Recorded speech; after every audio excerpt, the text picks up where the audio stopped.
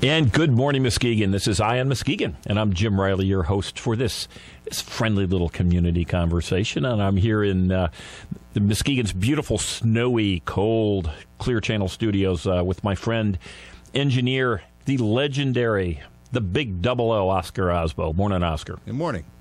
And hey, it's nice to be back here, sort of. Yeah, it is. Yeah, it is sort of nice. Yeah, well, we've been I was around sleeping a little bit. the last couple of weeks when we recorded. That's right. The show, We've been recording our shows the last couple of weeks as vacation took priority, but we are back live this morning and back again to help us out in studio this morning is columnist, mom, all around smart Muskegon woman, conservative woman, Tammy Derwin. Morning, Tammy. Good morning. As we talked earlier off air. The left has said that females, are clearly not conservative and clearly, are in the loving kumbaya mode. And while that might be the truth in certain groups, there's plenty of conservative moms out there that are interested in the future. So. Yes, indeed. And of course, I mentioned that you're a columnist, and one area that I would strongly recommend that you folks go to, and I would just Google this, just go to Liberty Review 76, and that's your blog, and you really put up some excellent columns. I loved your most recent one, which you had a word that you had Obama-tanic. Obama-tanic. Worth the effort to track that down. We've got a busy morning here. We've got Jim Chiodo from the Ottawa County Patriots calling in just a few minutes. And at the top of the hour, we will be getting in touch with, from the Detroit area, gentleman Dave Sheldon, who is the president of Michigan Stop Smart Meters. And we're going to talk about these smart meters that are being installed as we speak here in Muskegon County, and find out what's probably not good about them. Although we'll ask some questions to find out that there may be some benefits, but he certainly is not for it. So we'll spend some time going into that. And by the way, this is a really, I think, important issue because once again the government, along with its monopoly, the local utility here, are going to be forcing in certain things that will be getting very specific information about your home. So a lot of discussion about that in the past. There will be, actually, Tammy, your mom has been really a leader in putting together a group that's going to be meeting this coming Thursday, 7 o'clock at Muskegon Community College. Yes. And the Blue and Gold Room. It's a free event where the gentleman who's phoning in today, Dave Sheldon, will be live and make a presentation. So if you want to attend that, Dave Alexander from the Chronicle did a wonderful article, I thought. He showed his skepticism of our skepticism, which I think is great. But thanks to the Chronicle for helping promote that. People have mentioned to me that say, hey, Jim, sometimes we can't hear the end of the show, so I'm going to hit some of the things that I do hit at the end of the show, just so that you are aware of it. I spend an awful lot of time surfing the web, and I do put the articles that are of interest to me on my MuskegonPundit.com blog, and that's all one word, MuskegonPundit.com. And that's what I use for show prep. So if you're interested in things that we've talked about on the show, you can always go there.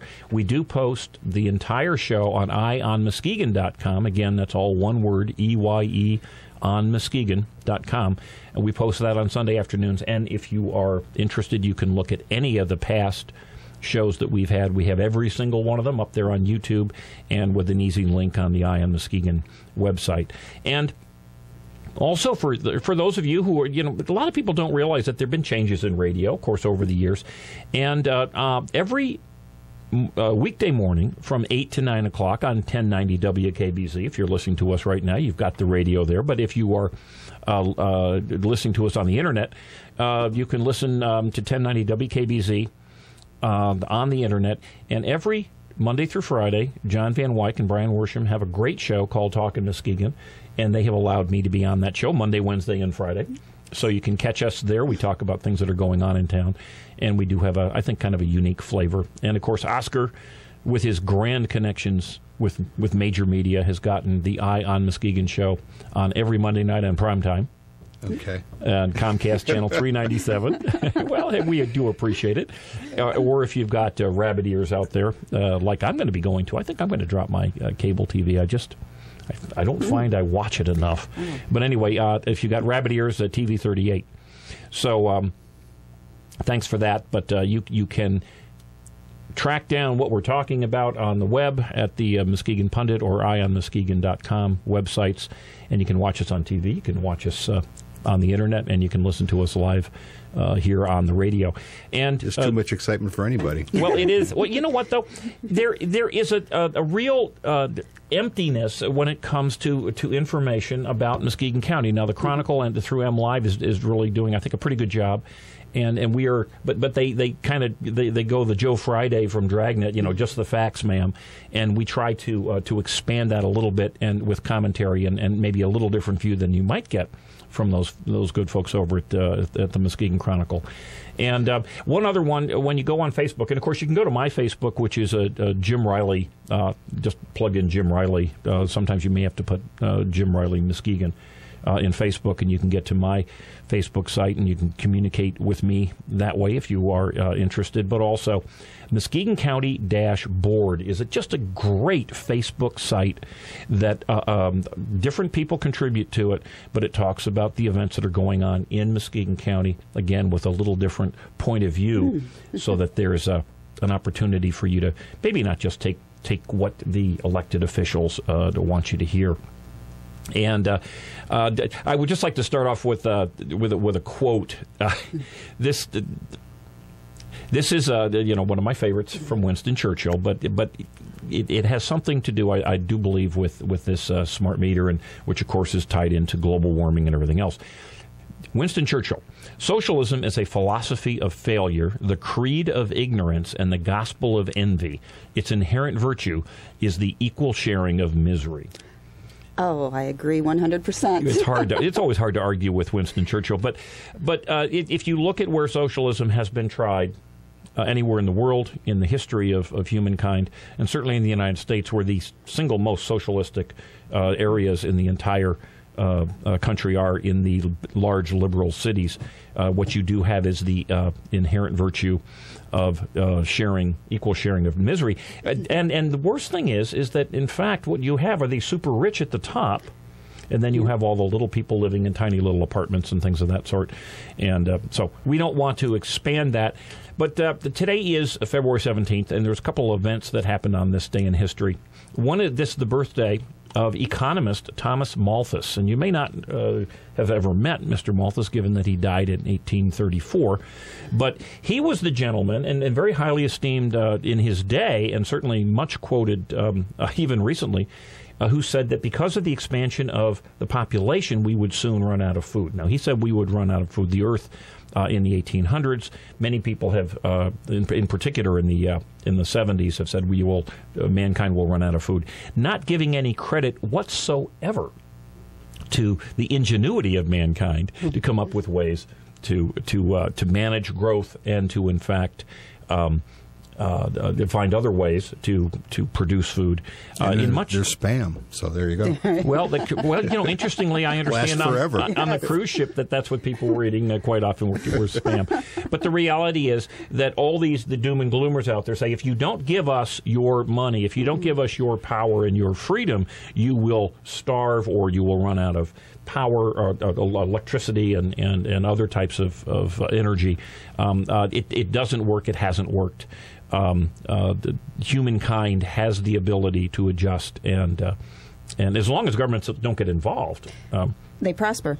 Yes. Well, generally they do, and in this kind of mode of how did that trusting of government work out?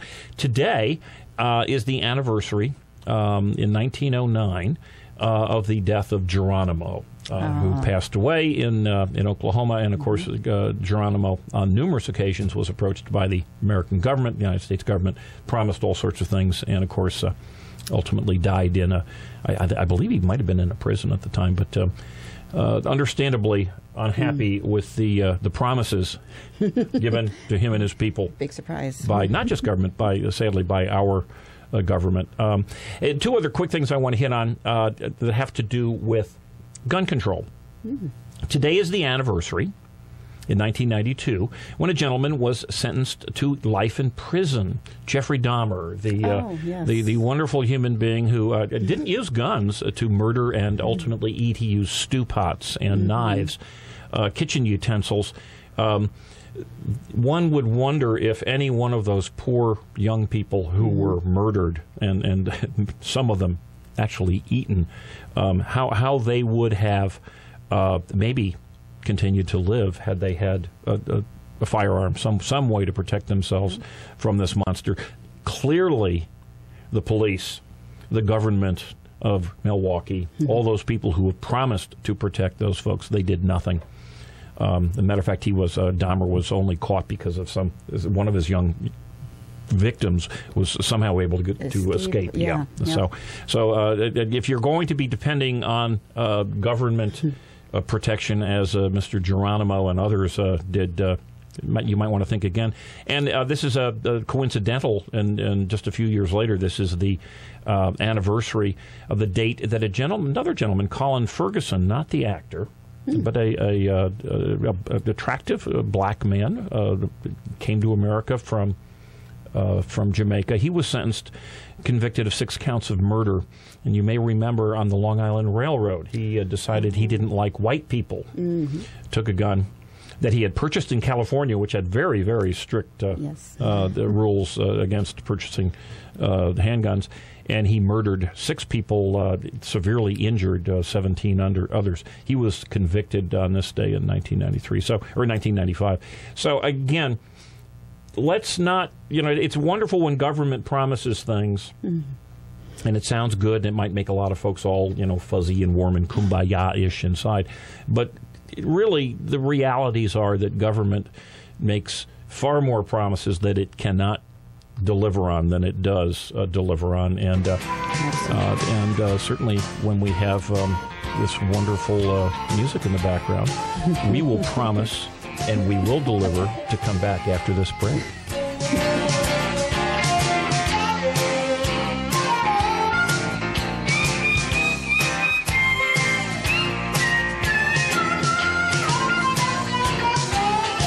Oh, don't you love me sometime?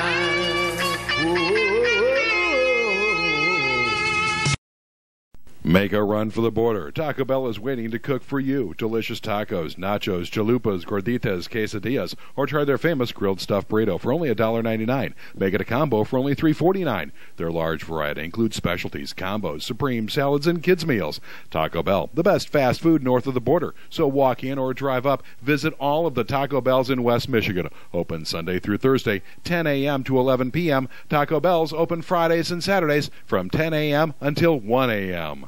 Classic Computer Sales and Service. They buy, sell, trade, repair, and upgrade. New custom-built computers, 3-year guarantee, excludes laptops. Or your computer tuned up with more memory, hard drive, or maybe a DVD burner installed for $49.95. Need cables, power supply, or get the computer built the way you want it. You can do it at Classic Computer in their new location, 1921 Apple Avenue, Suite B. Call 773-5957.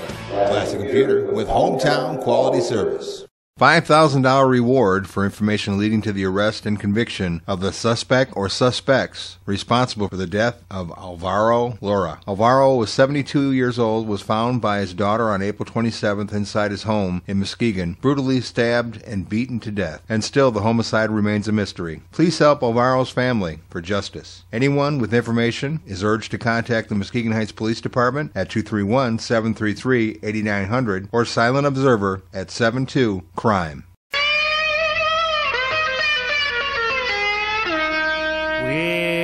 you dadgum government, you sorry so-and-sos. You got your damn hands in every pocket of my... And as promised and delivered, Eye on Muskegon is back. Jim Riley, Tammy Derwin, the legendary Oscar Osbo.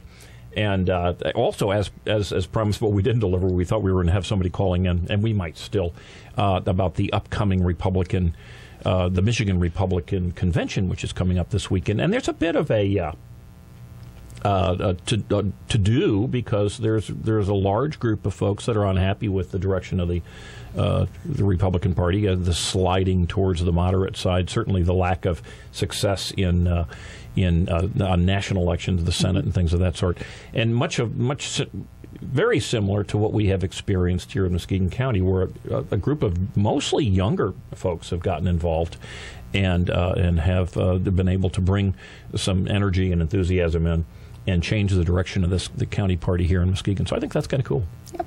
So anyway, a couple things that have happened in Muskegon, and I'll just kind of run through them kind of quickly. And Tammy, Oscar, jump on any that grabs you. But here we have a state that's got significant problems, and we've got a group of people. Matter of fact, the state employees that have decided that schools that have Indian mascots, they should be shut down, somehow punished and forced to change their mascots. And which is, the perpetually offended are going to be perpetually offended. But what I found interesting was the stretch that was made by the Muskegon Chronicle folks. And the question of the day just a few days ago was, should the Muskegon Big Reds change the name of their mascot? So is red now an offensive term? We know that there are words you can't say, but now are there colors that are now... Well, it's just like 13 had that thing about it was Gary's Guns. It was a billboard that was put up that wasn't taken down, that was pointing a gun, and the other billboard next to it was a little kid. So it was like pointing guns at kids. It's like, where are they going to go with all this stuff? I don't, people see it and say, oh my, we got to take that down now. Exactly. That kind of mentality will win if we bend over and accept it. Mm-hmm. And but I just thought, it didn't seem odd that we should have a discussion. Is the Big Reds offensive? Well, clearly it was offensive to somebody, but maybe we ought to just not bend over any longer. No. We've been bending over quite a while. Well, speaking of bending over, maybe more from lethargy than politics. But here's a nice headline: Muskegon County and West Michigan have higher ratio of medical marijuana patients than the rest of the state. Mm-hmm. So another thing to be proud of here in Muskegon, and I know there was a discussion just this past week, it was a public discussion at the Muskegon County Board of Commissioners where they were talking about how do we get jobs and employers to come in, and we've got all these wonderful employees. And the disconnect was really stunning, because one of the commissioners said, hey, a problem that we've got is our kids are all drugged out, and they can't, he didn't say that term, but he said, they can't pass the drug tests of a lot of these companies, so companies are avoiding us for at least in part for that reason. And then we had another commissioner say, we've got the best best employees, the best young people, are all intelligent and rocket science and everything else. And here we have the highest medical marijuana patients than the rest of the. Come on, when you smoke a joint, don't you get a little philosophy flowing and the juices going in the brain? I mean, come on, dude, I do. How many? How do you think we do this show? Bend over and take a toke, right? Yeah, there we go. Is that really what we want to celebrate? I suppose certainly people do. Here's another one, and this one, Honey Bunch, when we were gone, found for me, because it was apparently thanks to the Chronicle. It was on the front page of the Chronicle, but I missed it on M Live. And this was a Michigan State Police audit that, quote, raised questions as to how West Michigan Homeland Security grant money was doled out. And it included Norton Shores and actually another community, which off the top of my head I don't recall. But I've complained about this as the Muskegon County has been receiving millions of dollars on Homeland Security grants. There is absolutely no follow-up, at least by the county commission, that agrees they must vote to accept these grants. In the county's case, it goes straight to the sheriff, and everybody trusts the sheriff, right? He would never, shift monies in a way that would be inappropriate. Well, the same type of trust in government was given to the folks who are involved in Norton Shores. I believe it was the fire department. At this point, there's no guarantee of guilt, but there certainly was enough that those people are looking at it. If you allow people to accept free money, government money, with absolutely no follow-up, you are encouraging stupidity, criminality, who knows what.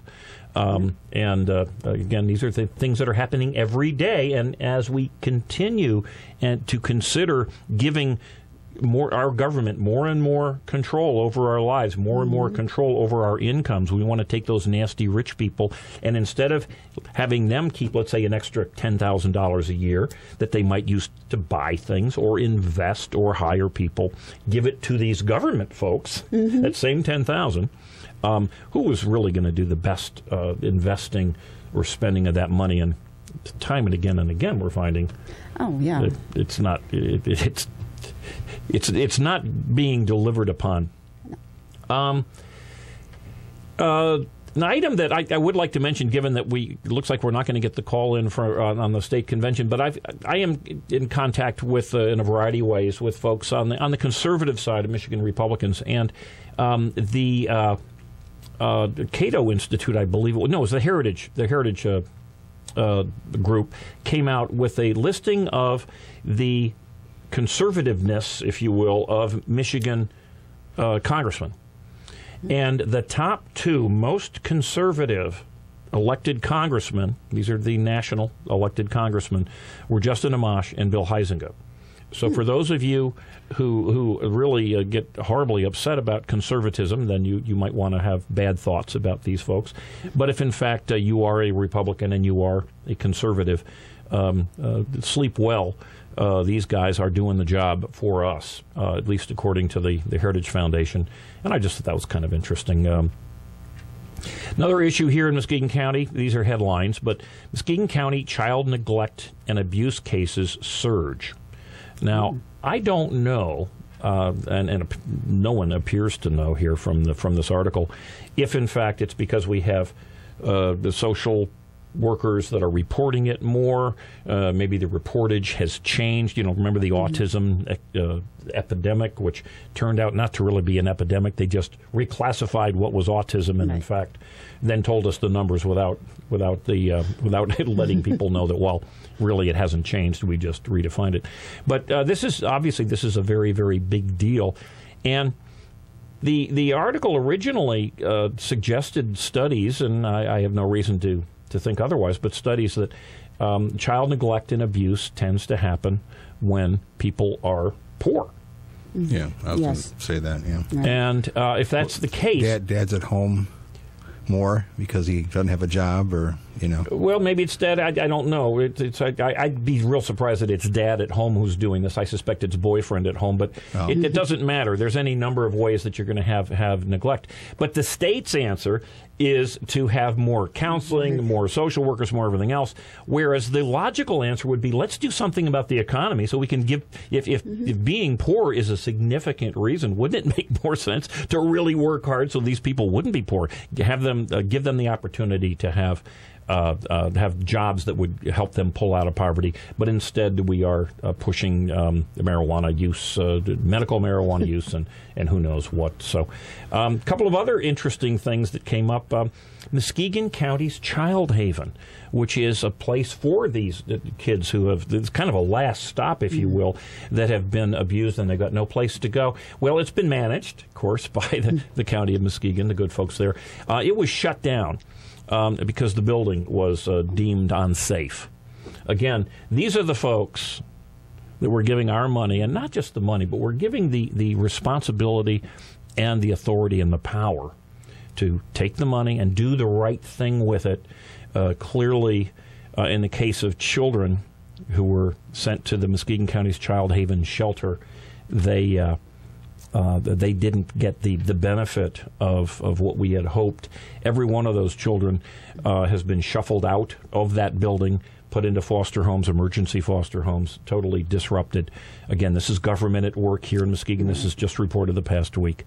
So maybe we're not so fuzzy this morning, and maybe we're not bringing great news here. But the great news is that we can, and I believe we will, take control from those people who are delivering promise after promise after promise, and not delivering on those promises. Maybe we can start saying, "Hey, no, we're not going to give you this money. Big discussions, of course, in the city of Muskegon about development and the farmers market and the mall and the mess that our leaders who created the mall then tore them all down, and now we got an empty city. But they're promising great things if only we will give them more money and more power. Of course. Of course. So, and of course, we have the other great piece of news: graduation and dropout rates are up in the Muskegon area schools. Too much marijuana. Well, folks, Hey, dude. Dude, I mean, I know it's very helpful in a radio show. Certainly my show prep with the water pipe of Berbalin.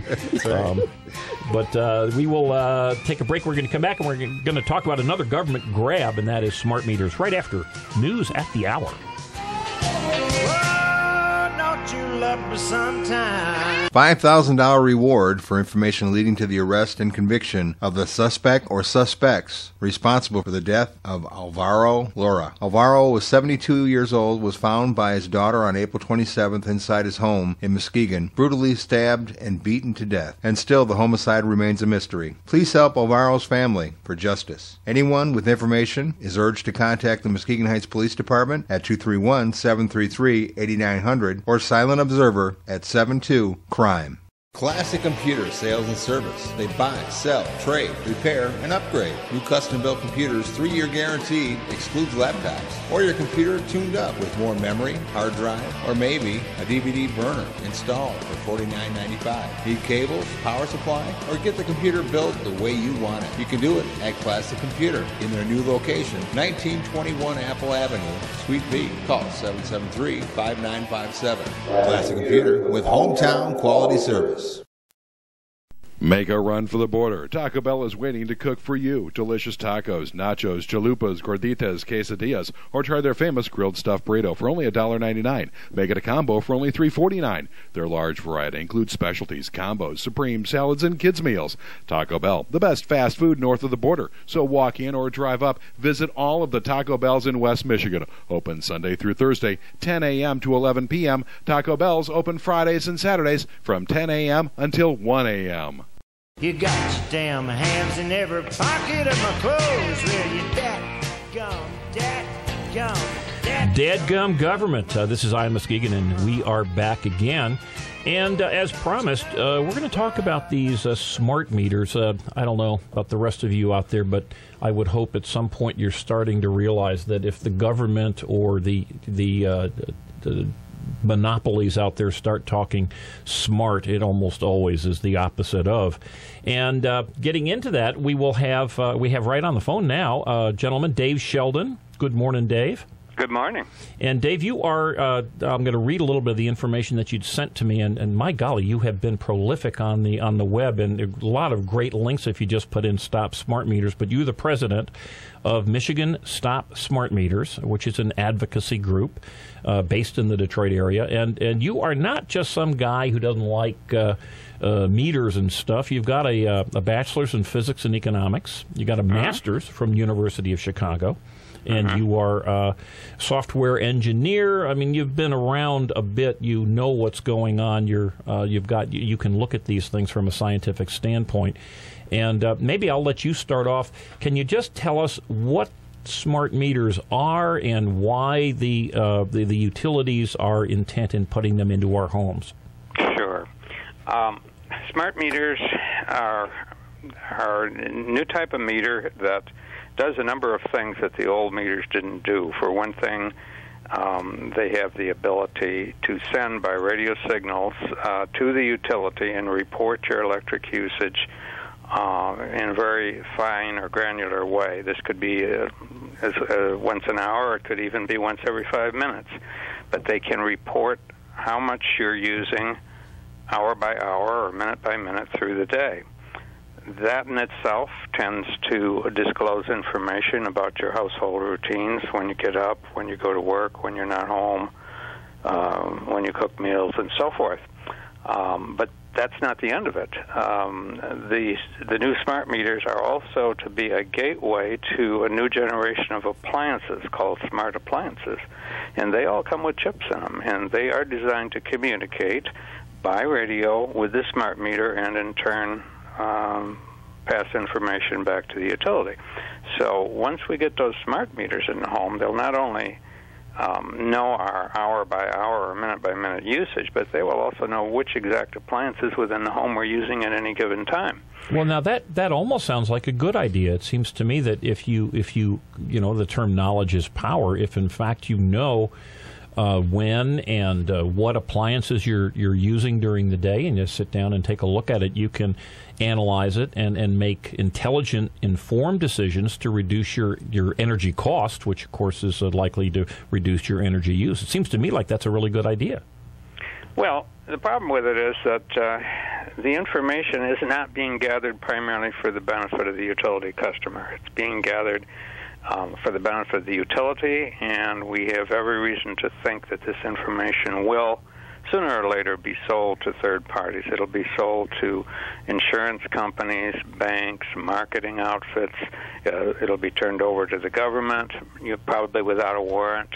All of these things is where the information is going to flow. What evidence do you have to support what you just said? Because my understanding, and correct me if I'm wrong here, but my understanding has been that the utilities have said absolutely this information will not be shared. They've got a long history of treating their customers' privacy with the utmost concern.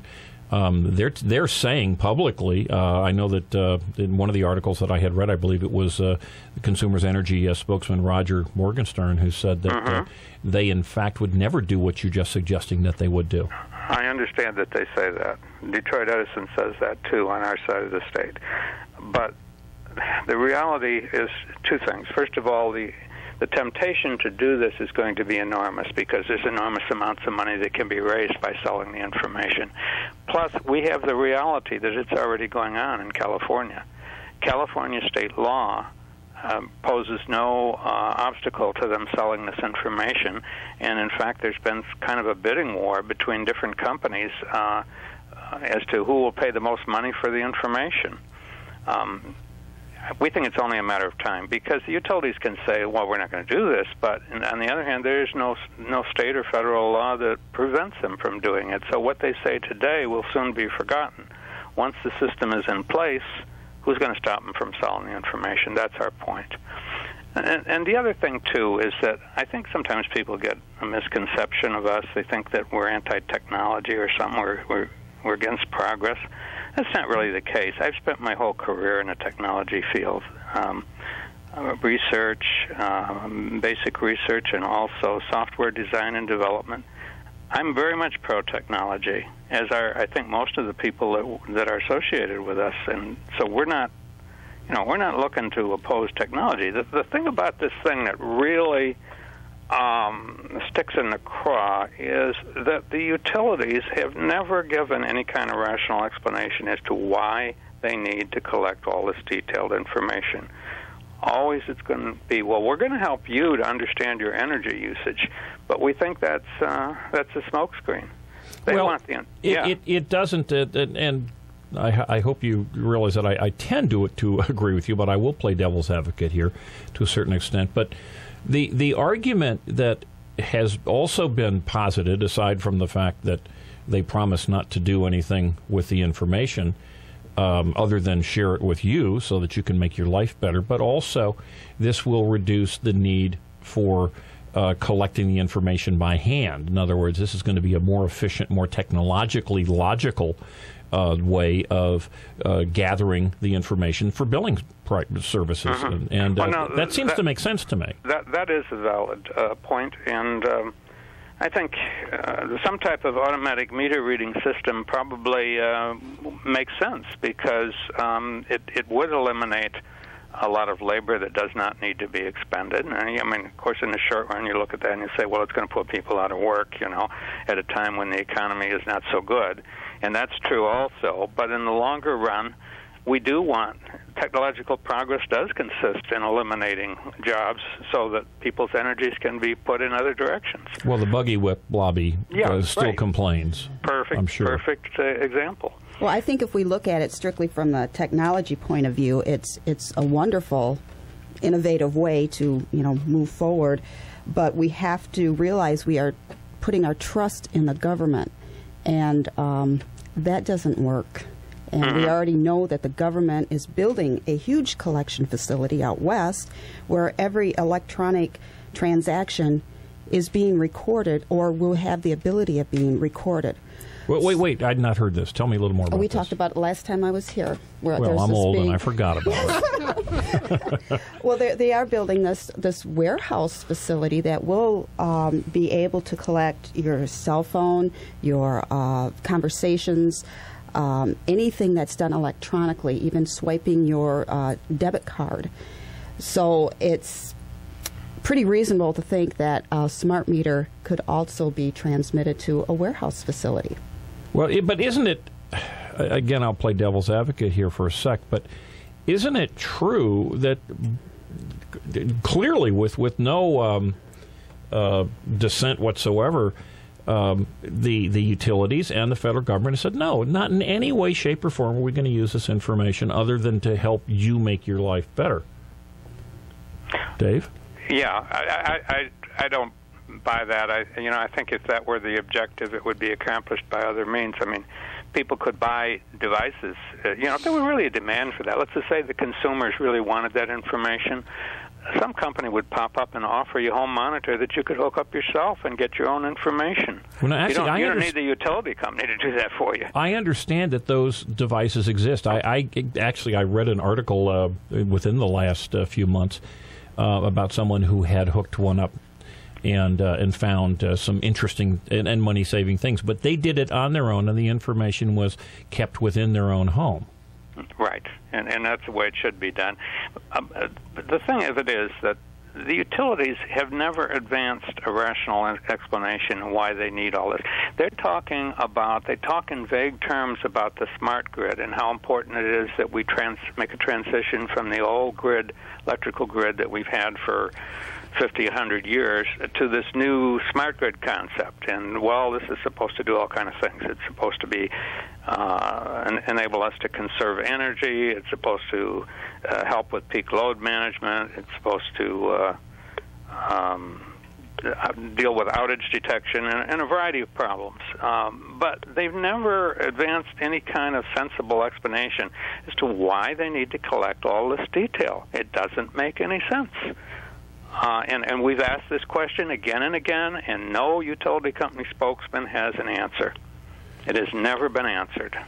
That, to me, that's a compelling point, and unfortunately, it's not one that really hits you on the head with a sledgehammer. But if you think about it, they're saying we're going to force you to provide us this information via the machine that we're putting in your homes, but we promise not to use that information, even though there's no reason that the information needs to be sent to the utility. It could be still kept right within the home. That's right. So, in other words, I'm from the government. Trust me, I guess is kind of the way. Right, exactly. We talked about Jeffrey Dahmer and Colin Ferguson and Geronimo this morning, folks who either abused government trust or accepted it and didn't get really what they were promised. Let me ask you this. One of the things that Roger Morgenstern, and those of us who live here in Muskegon, Roger's been around at Consumers Energy as a spokesman for many years. Very nice, very pleasant guy, and I suppose that's why he was able to keep his job. But one of the comments that he had, is quoted of making, was, quote, "We actually show over the 20-year life of the meter there will be a $40 million benefit to our customers in terms of energy savings." Well, $40 million seems like a lot of money. Why not take the 40 and run? Well, the Michigan Court of Appeals looked at this issue, and they came to a rather different conclusion. They reviewed what the Public Service Commission had done, the studies that had been done or not done, and they said there's no evidence, there's no solid evidence on the record that there are going to be any kind of savings for utility customers commensurate with what it's going to cost the utility customer. Bear in mind, the costs of all this are paid for by all of us, partly through our electric bills and partly through our federal taxes. But we're paying for this, and no utility in the nation has been able to show that through a demonstration project or market research or anything like that, that the savings are there that more than offset the cost. Are you suggesting that Mr. Morgenstern is, prevaricating? Well, I think he's overly optimistic. He's got a position to sell for his company, and I understand that, and he is a nice guy, and I think he perhaps sincerely believes that there's some savings, but it hasn't been shown. Well, but he says, and don't mean to beat you up on this, but one of the things that does always bother me is when the folks promise significant savings. His quote is, "We actually show over the 20-year life of the meter there will be a $40 million benefit." Unless he pulled that out of thin air, the term show indicates that there is some documentation or some data that people like you or I might be able to look at. Has he ever waved it in the air or done anything to show you what he's promising to show us? I haven't seen it. Now, I am more familiar with what has happened over here on the east side of the state with Detroit Edison. Now, they were given permission by the Public Service Commission to do what they call the pilot study down in Grosse Ile and Harson's Island. These are limited test areas where they were told they can go out and install these meters, and then there was to be a period of time, I think it was 6 months or something like that, where they would observe the behavior of the customers and see to what extent are they using this information to cut back on their energy usage. Well, that pilot study was never completed. They never got results to show from those pilot studies that the people were in fact using the information. This is the biggest criticism, is that the vast majority of customers will never use the information. Now, maybe some technophiles or geeks will use it, but most people won't. They're too busy to use the information. Well, let's dig into that a little bit, because one thing that's always really got my antennas twitching, and they're twitching right now, is when a study is done using someone else's money. And a utility, of course, they are a cost-plus business, so whatever amount they spend, they get their profit popped on top of it because they do have a monopoly. But when they take essentially customers' money and they put it into a study in order to prove something, in order to show something, and yet they don't complete it, that's really got a fishy smell to it, doesn't it? It does indeed, and that's what our Attorney General thought. Michigan's Attorney General at the time, Mike Cox, said this isn't right. They shouldn't have gotten a green light to go ahead and do mass deployment of these meters without completing the pilot study. And the Public Service Commission let them go ahead, and so they've massively deployed these throughout Oakland County, Wayne County, Washtenaw County, all without proving that there's any savings. And the Attorney General said, no, this isn't right, and he took the case to court. The Michigan Appeals Court agreed with the Attorney General that it had not been shown and this decision came down last April of 2012. It had not been proven that there's any savings, and they kicked it back to the Public Service Commission and said, do this over. We want to see some solid data. Now, during this time, these meters were being deployed, though, and installed in homes. Is that correct? That is right. Okay, so now that there's been this little more than or a little less than a year, this judicial decision, where does it stand? Well, where it stands is that the Public Service Commission had to reopen that case. It was a closed case. It was their case number U15678, if anybody's got a pencil. But they had to reopen that case and completely review the question of whether these things are cost justified. Now, that case is in progress and probably won't be completed for, I think it's due to be completed sometime around May or June. So we're going to get a revised decision that may or may not support further deployments of the meters. Now, David? Yes. I had some information here that these meters could cost the individual homeowner up to $500 per installation. Is that true? I would be skeptical of that. Skeptical of that, okay. I had heard figures more like $200, and the homeowner doesn't pay it all at once. It's just put in as an additional monthly charge on their bill, so that over a period of time, they may have to pay $200 or $300, I guess, for these things. Well, there's a capital cost involved in the device itself, but there is also cost in removing and disposing of the old meters, and of course there's the labor involved, and then of course there is the servicing over time. We know these old meters, they seem to last forever. You know, I'd be interested in the testing and the promises of longevity that are being made for these new meters. Yeah, we've seen estimates that the new meters are only going to last about 15 years, whereas it's pretty well known that these old electromechanical meters sometimes often last as long as 40 years. Yeah. So there's quite a difference in life expectancy. Well, you know, I'd like to, if we can hold these thoughts. Oscar's doing. He's either giving me hand signals for the blind, or he's suggesting that we're running out of time here for this segment. Pretty much both. Can we? Pretty much both. Can we keep you on the phone, and we'll take a break and come back and talk with Dave Sheldon? Surely. Thanks so much. Make a run for the border. Taco Bell is waiting to cook for you. Delicious tacos, nachos, chalupas, gorditas, quesadillas, or try their famous grilled stuffed burrito for only $1.99. Make it a combo for only $3.49. Their large variety includes specialties, combos, supreme, salads, and kids' meals. Taco Bell, the best fast food north of the border. So walk in or drive up. Visit all of the Taco Bells in West Michigan. Open Sunday through Thursday, 10 a.m. to 11 p.m. Taco Bell's open Fridays and Saturdays from 10 a.m. until 1 a.m. Classic Computer Sales and Service. They buy, sell, trade, repair, and upgrade. New custom-built computers, 3-year guarantee, excludes laptops. Or your computer tuned up with more memory, hard drive, or maybe a DVD burner installed for $49.95. Need cables, power supply, or get the computer built the way you want it? You can do it at Classic Computer in their new location, 1921 Apple Avenue, Suite B. Call 773-5957. Classic Computer with hometown quality service.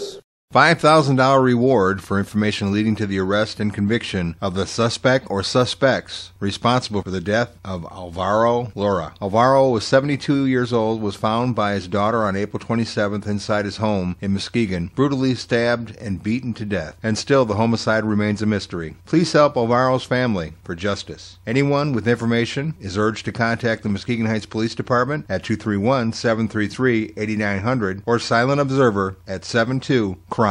Well, you dadgum government, you sorry so-and-sos. You got your damn hands in every pocket of my clothes. And hey, it's not just the government's got its pockets, its hands in every pocket of your clothes. It's these utility folks that seem to have grown extra hands and have been able to find your pockets. And we are here today at Eye on Muskegon talking with Dave Sheldon, who is, among many other things, the president of Michigan Stop Smart Meters.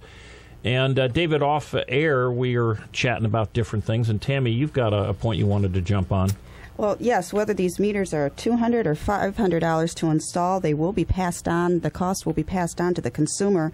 And it just takes me back to when Obama mentioned that our utility prices will necessarily skyrocket. And I can't help but think that this is one of his ways of making this happen. Yeah, he famously said, under my plan. Under my plan, correct. Utility electric prices will necessarily skyrocket. How's that sound to you, David? Because isn't this an idea to save money?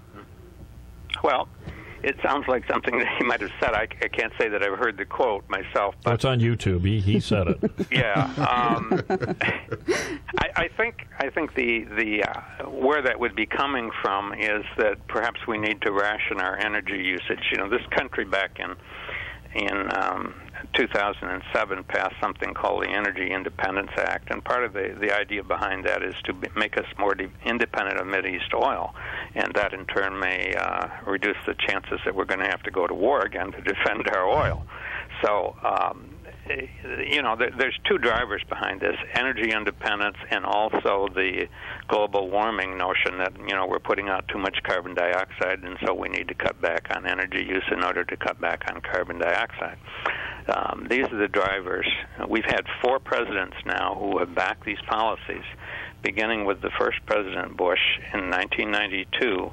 At the time of the Rio Conference, he informally committed this nation to something called Agenda 21, and that has to do with conserving all sorts of things, conserving energy, conserving land use, you name it. I mean, that's too big a topic to go into, obviously. We did have a show on it a few months back. Yeah. But then every president since then has pushed us further along this path. In 2005, we had something called the Energy Policy Act. 2007, the Energy Independence Act. In 2009, we get Obama's stimulus bill, and he appropriated $3.5 billion with a B dollars for smart meters. And that's the immediate driver. That's what's pushing all these utilities. They want to get their share of that money. Well, let me. Now you're telling me something I didn't know. Are federal dollars actually being used to buy these, or what's the $3-some billion ultimately to be spent on? Well, it's kind of like priming the pump. The $3.5 billion was to get the program kick-started. It's far from enough to pay for the whole program, but it was enough to incentivize a number of utility companies to start this process rolling. And the rest of the money they will get through their various public service commissions and give them permission to pass it along to the customer. Ultimately, probably 80 or 90% of the cost is going to be in our monthly utility bills. So it'll be in the utility bills, plus it'll also be in the money that we borrow from China and put on the younger generation's credit card that we can't pay. That's very true. And Jim, there's one thing we haven't touched upon yet, and that is this whole privacy argument is only part of the reason that we're fighting this. The other reason is the exposure to the electromagnetic radiation. And this is an issue, let me put it this way, there's a minority of our people, and it's variously estimated to be somewhere between 3% and possibly as high as 15%, but nobody knows for sure. They're what we call electrosensitive. These are folks that can immediately tell when they're in the presence of radio waves or electromagnetic radiation. They become ill immediately. I mean, they get headaches, they get nausea, they can't sleep at night. I'm not one of these folks, so I can't speak from personal experience on that, but a number of the people that are in our organization have that problem. And I kind of think of them like the canaries in the mine, and I'll tell you why. It's because, while only a minority of our population gets these immediate symptoms, we are all at risk. The entire population is at risk in the long run. I'm talking about like 15, 20 years out. For diseases like cancer, Parkinson's disease, other neurological diseases, these things are going to take time. You know, we have... Let me, David, Tammy had been looking at some information, because when I've heard of this fear that you are elaborating on now, the thought occurred to me, well, hold on, these devices are going to be outside the home, and they're going to be communicating, I would imagine, in a particular direction, but they're not even going to be in the home. But now Tammy tells me that she'd been looking at apparently these, you'd mentioned these smart, I love the term smart because that infers the rest of us are stupid, but these smart appliances are now going to be in the home. Tammy, jump on this. Yeah, I looked up Brillion through the GE brand, and I was just amazed at how many appliances are already in production to handle the smart meter technology. So they're sending out electronic data from your, let's say, your refrigerator out to the smart meter. So it's not just analyzing and recording your electric usage. It's sending other information? That's what I understand. David, is that what you understand? Yes, that is what I understand. And I think the utilities have certainly been less than honest with the public in disclosing all this. They keep repeating their mantra, which is all we're doing is measuring your total energy consumption. You'll hear these kind of statements from utility spokesmen all the time. It's just not true. They are gathering an enormous amount of data, and they're not being forthcoming with the public about it. Now, I heard or read an argument to kind of explain it, where the smart meter is sort of like your Wi-Fi, and once you start using these appliances, everything will just go to that and then send it on, which means it could be intercepted by hackers or anybody of interest. That's an interesting thought. Absolutely. Yes. This is part of the privacy argument too, is that this data is vulnerable to hacking, and burglars who are casing your neighborhood may be able to intercept it and figure out who's going to be home when.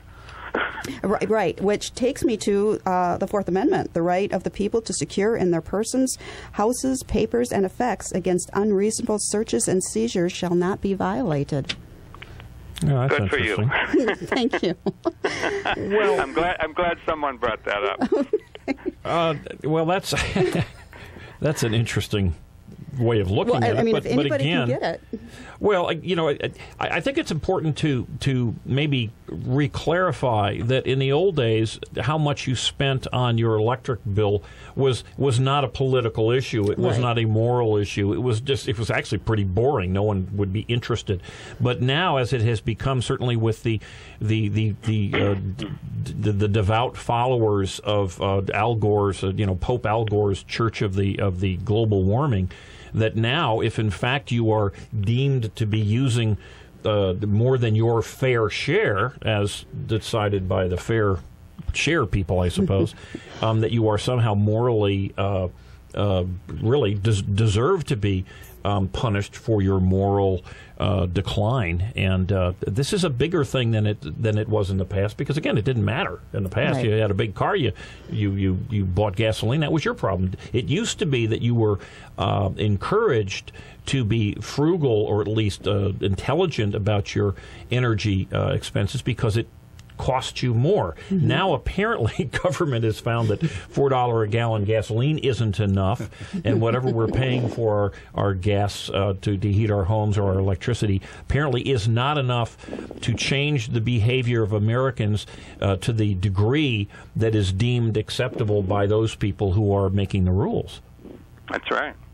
The old idea used to be that power companies would meet our needs, and that if our demand for electricity grew, they would build more power plants to meet those demands. The new idea is that the supply of electricity is going to be more or less fixed, and they're going to regulate us so that we don't use more than what they can supply. And then they're going to avoid building these new power plants by pursuing this strategy. That's the idea, and of course that's part of the global warming agenda. One thing I want to mention, if I may, Jim, before we run out of time, is that we do have a meeting coming up this Thursday at Muskegon Community College. We're going to be doing a meeting on smart meters, and we'll talk about all of the things that we've just been talking about. I will be speaking there, and we have another speaker, Diana Osterman, will be there as well. It's in the Blue and Gold Room at Muskegon Community College this Thursday at 7 o'clock, and we hope that some of your listeners will come join us for that. Well, we certainly hope and expect that a lot of our listeners and a lot of folks in Muskegon County and adjoining counties will attend. It is a free event. Again, 7 o'clock Thursday evening at Muskegon Community College, the Blue and Gold Room, which is relatively easy to find in a somewhat confusing area.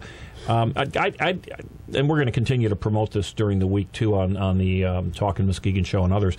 But if we could go back to the health issue, because I have been one of these folks who has been skeptical about the claims of people talking about getting brain cancer from cell phones, and apparently there have been many studies about that have yet to prove any real connection between cell phone use and brain cancer.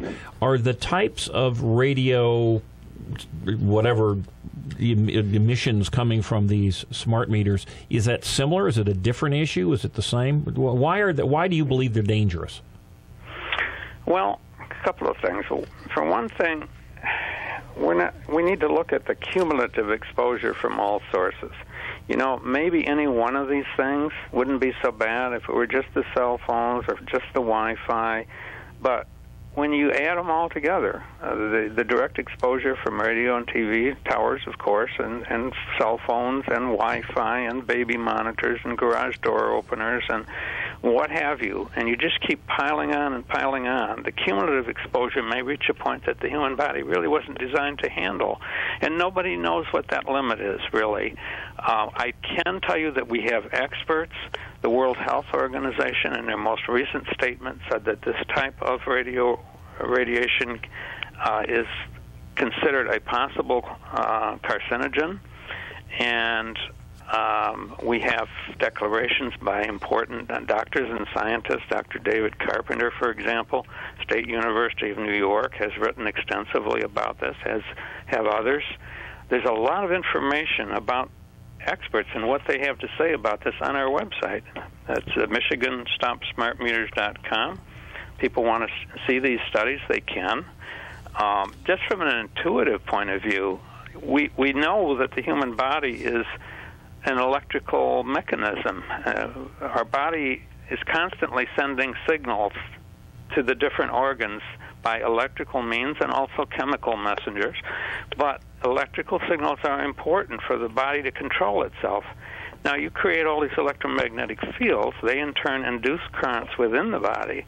And maybe the body can handle it, and maybe it can't. Nobody knows for sure. Well, there's a significant difference, too, between a husband and a wife deciding to get a baby monitor in their home, or utilizing a garage door opener or a Wi-Fi router, than having the federal government step in and put one of these devices in every single building, multiple places in some buildings in the United States without anybody's choice, too, don't you think?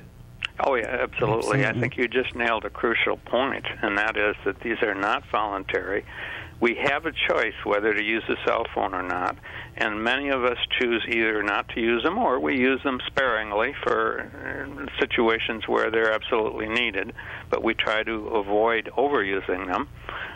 We have that choice. We have that control within our own lives, and likewise, we have a choice whether we want to use Wi-Fi or not. But we have no choice about the meters. They're putting them in.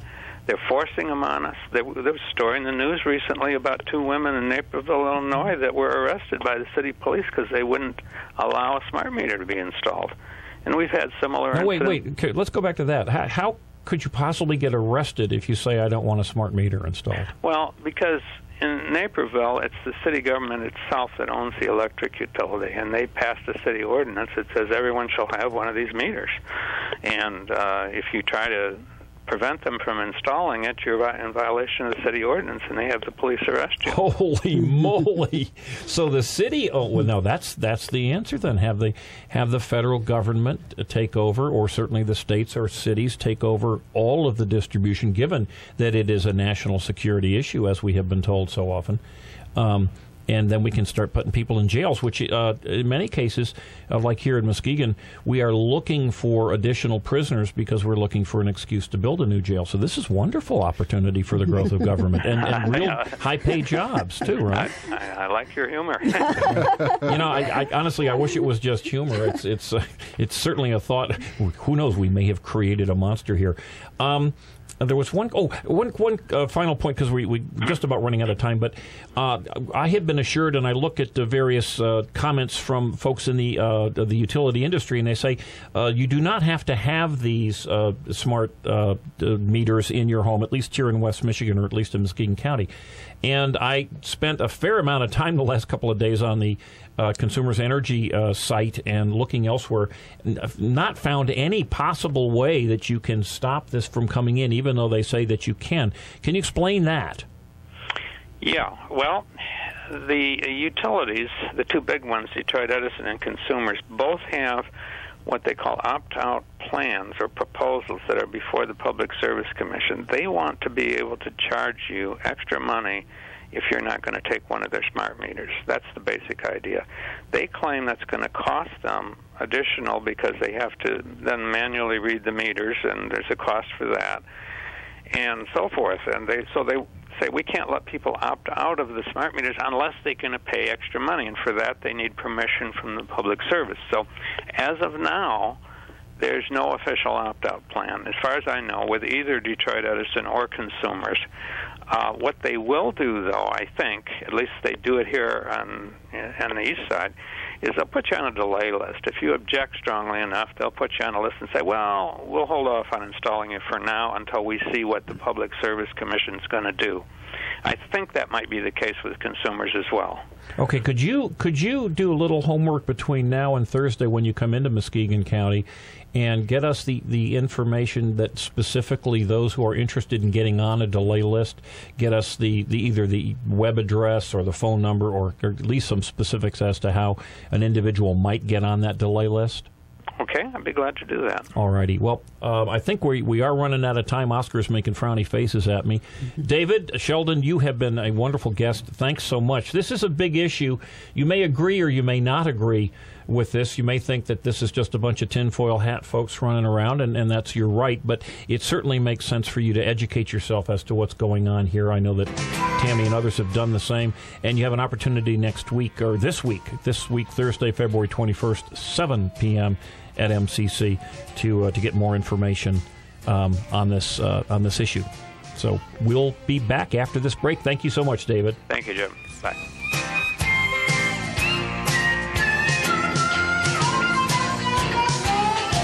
Oh, don't you love me sometime? Ooh.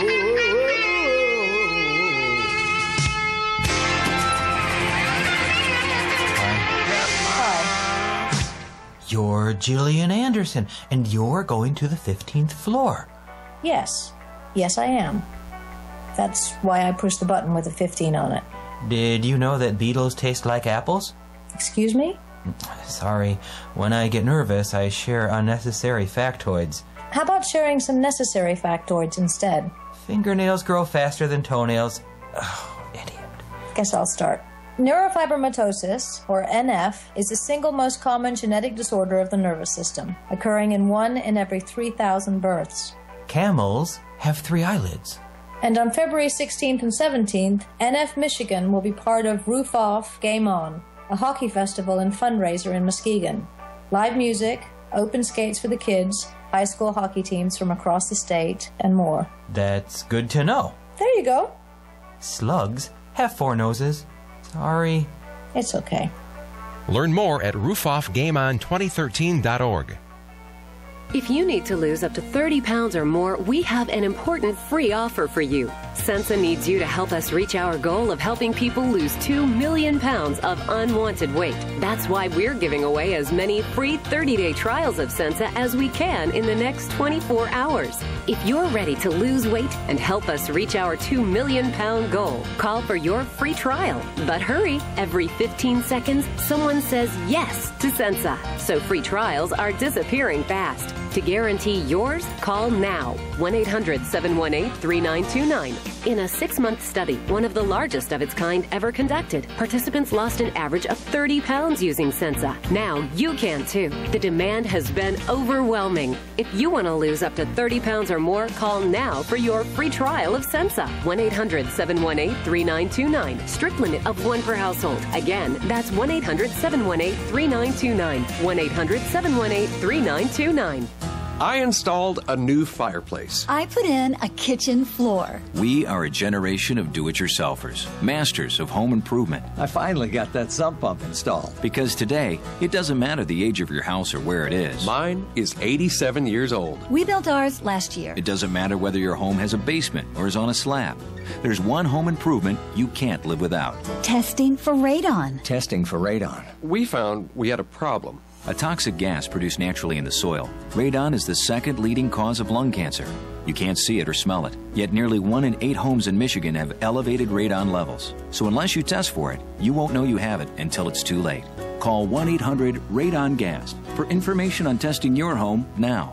That's 1-800-723-6642. It's the easiest test you'll ever take. Make this the one home improvement that'll ensure you'll be around to enjoy all the others. A message from the Michigan Department of Environmental Quality and the Michigan Association of Broadcasters. If you have gout, listen closely.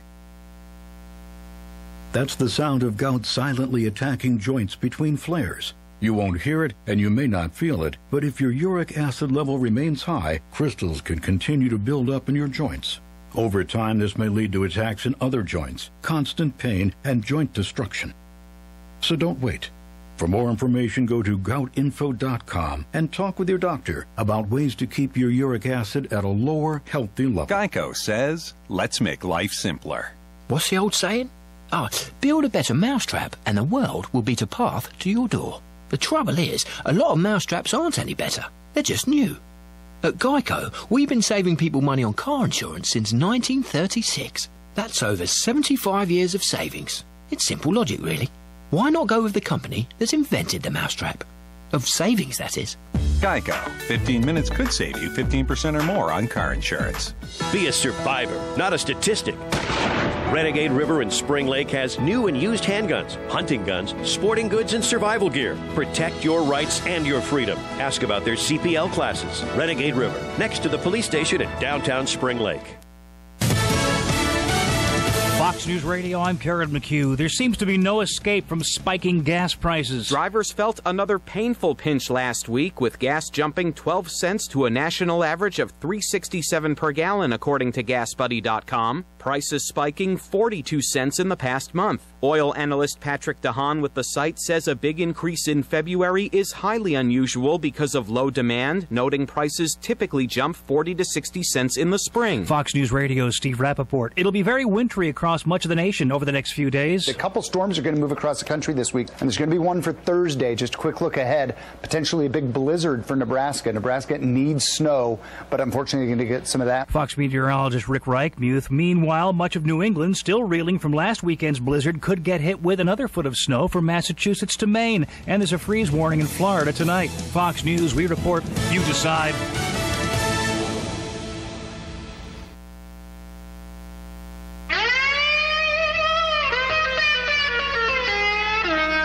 Well, you dadgum government, you sorry so-and-sos. You got your damn hands in every pocket of my clothes. Well, you dad. Okay. Get zippers on your pockets, folks, because the government has now found another way to slide their greasy little fingers into those pockets, and that's using... Velcro's not good enough anymore. Velcro is not good enough. Staples Zipper, are not good enough. Zipper and maybe a super glue might work, but they're now utilizing the utilities to get into your pocket, and I would say that interesting. The headline on the news at the break was, of course, gas prices at their highest ever. Remember when gas prices were significantly lower than they are now? Oh, yeah. And how the media, in unison, top to bottom, was excoriating President Bush about what an awful guy he was, and how families were giving up pizza and giving up medical care and drugs and pharmaceuticals and everything else. And how awful it was. And now, for some reason, now that the prices are significantly higher and unemployment is way higher and employment is way lower, everything's supposed to be up is down, and everything's supposed to be down is up, as Al Gore, the Pope of global warming, has so famously said. But now they don't seem to be upset. Now just the expansion of big government is good for you, and we really promise, sort of like a 16-year-old boy on a date. We really promise this will be good for you, and nothing bad will happen. And I don't know if you're a female, you probably can relate to that a little more than a guy. But let's face it. Let's face it. That's exactly what's going on. Trust me. I'm from the government. I'm here to help you. But Oscar, you made I think, an extremely good comment, in particular coming from you. I knew that was coming. I never claimed to be the sharpest knife in the drawer. You've been taunting me off air, so I had to get a little bit. But go with that, because I think that's really of interest. Well, I was saying the biggest thing that surprised me was when I had the paper coming from my pacemaker to say what I'm not supposed to be around, and listed just about everything on there. I used to have my cell phone in my breast pocket. I couldn't have a cell phone next to it. I couldn't have Wi-Fi. I couldn't have OnStar. I couldn't be in a car with OnStar. I couldn't be, anything around any electrical. This is radio, electromagnetic, the same Pretty exact much. stuff we're talking about from these smart meters. Right, and so they said I couldn't be around this, and this. I mean, they show you the different levels as far as dangerous. The main thing is not to be around power tools, but that's already a given for me anyway. So I don't consider myself very good around power tools. But anyway, well, neither of us has extra fingers that we can afford to lose. That's right. But yeah, the biggest thing that surprised me was the Wi-Fi, because I'm around my computer 24/7 just about, and same with the cell phones. I mean, electrical magnetic field can affect the pacemaker. So, which means it could affect my heart rate, could affect all kinds of wonderful things. So, well, there's clearly an issue. You have been told by your physicians, by the surgeons, and the folks that put this device in your body to keep you alive. They've told you that you've got to fear, or at least to fear these electronic emissions. So protect yourself and be prudent about it. And yet we got the federal government at the exact same time, not just putting these things into your homes, but they're putting these into every building, every business. You go into a mall, each one of these stores is likely to have one of the smart meters sending out these emissions. You are not going to be able to escape this barrage. Can you imagine the increase in these emissions? I mean, it's not just in your own home. And yet there's been no studying, no testing to say, to at least hint that we're really sure they're not dangerous, when in fact we've got the medical community right now telling tens of thousands, maybe hundreds of thousands of Americans, watch out already. This is even before this. Yeah. Well, it was kind of funny too, because the first book they gave me was about an inch thick, and then the second book was just like the ones to really watch for. It was just like a 5 or 6 page book, but it had everything in categories. But yeah, I just the alternative, of course, is not good. So I think I'll stick with a pacemaker. Well, for someone with a pacemaker, yeah. Absolutely, the alternative is is death or pretty severe injury. And let's face it, we in America, well, we're probably going to see a tsunami of lawsuits over the horrible hurt, the emotional hurt that people in Muskegon have suffered by having to hear about Muskegon Big Reds, and our class action litigation in America is in part killing this country, and you can be sure that the class action lawyers are already preparing their briefs. They're already hiring additional staff to initiate these lawsuits, which will not be against President Obama or Mrs. Obama. They will be against your local utility. And if your local utility is sued and loses, no one in the utility is going to get fired. No one in the utility is going to lose a bonus. They're just going to add it to your bill. Right. And charge you more. So everybody's happy, of course, except for maybe you. The consumer, yes. Yeah. I can already see Sam Bernstein already writing that into his commercials. Sam. Call Sam. Yeah. Well, call Sam. And one would think that maybe Sam and the folks would be interested in stopping this before it happens. But, of course, no, they're not, because they want injury, they want death. Right. And then they can take pictures and have a crying family and then get millions, or in some cases, as we've seen with tobacco and others. Well, we already have the data stating that, the pacemaker is affected by certain things, so it's not that big of a stretch to think the smart meter is going to add to that. It's clear. Yeah. The data's there, and then Tammy, you did this research on these new, which apparently is going to be all these major utilities within your house, where it's not just your meter sending out the information. Your refrigerator and your washer and who knows, probably your telephone and everything else will be sending information to the meter within your house. And get this, we already got on your computer, that's for sure. Right. Yeah. And this here, it says, our new whole home sensor connects to the consumer's electric panel and allows them to understand their energy consumption without waiting for their electrical provider to install the smart meter. So there's more technology you can use right now. Well, as I said, these you can buy meters that are not smart meters, but in fact these are little meters that you can buy yourself. They're relatively inexpensive, that will help you analyze your electrical use. This is, as far as I'm concerned, the health benefits are a huge potential, and again, why would you install them in every building in the United States, multiple of them in every building in the United States of America, without knowing for sure there's no health issue? But to me, even more important than an Oscar on his back, flipping around, which is very important to me, by the way, is the fact that these devices are going to be taking in any amount of information and sending it to a place where they promise you that, number one, we don't need it. Number two, we promise we will be judicious with it and make sure that the hackers don't get it, or far worse, the NSA and President Obama and President Biden and President Hillary Clinton will not do anything evil about it. Just as they promised Linda Tripp when she helped expose President Bill Clinton as a liar.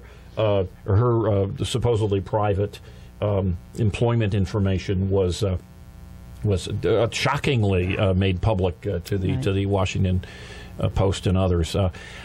We are again running out of time. There's never enough time here to attend to all the wonderful things. But I would like again to remind you, this Thursday it's free, 7 o'clock at MCC. I will be videoing that event, and we will put it on eyeonmuskegon.com so that you'll have an opportunity to watch it at any time. This show, of course, sometime a little bit later on today, will be on online.